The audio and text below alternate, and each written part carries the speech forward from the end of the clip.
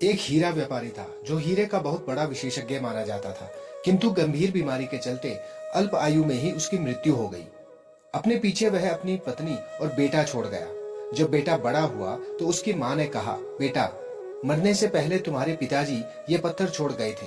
तुम इसे लेकर बाजार जाओ और इसकी कीमत का पता लगाओ। ध्यान रहे कि तुम्हें केवल कीमत पता करनी है, इसे बेचना नहीं है। युवक पत्थर लेकर निकला।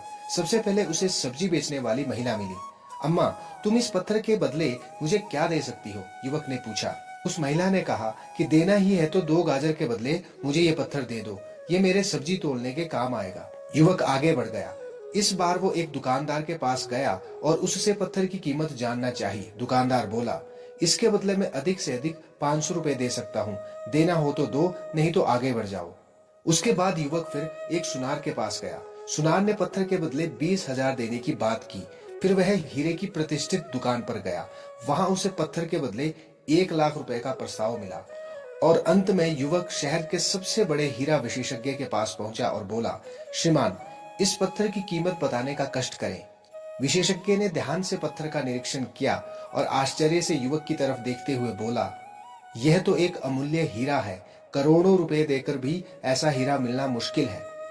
यदि हम गहराई से सोचें तो ऐसा ही मूल्यवान हमारा जीवन भी है। यह अलग बात है कि हम में से बहुत से लोग इसकी कीमत नहीं जानते हैं और सब्जी वाली महिला की तरह इसे मामूली समझकर तुच्छ कार्यों में लगा देते हैं। आइए हम प्रार्थना करें कि ईश्वर हमें इस मूल्यवान जीवन को समझने की सद्बुद्धि दे और हम हीरे के विशेषज्ञ की तरह इस जीवन का मूल्य जान सके।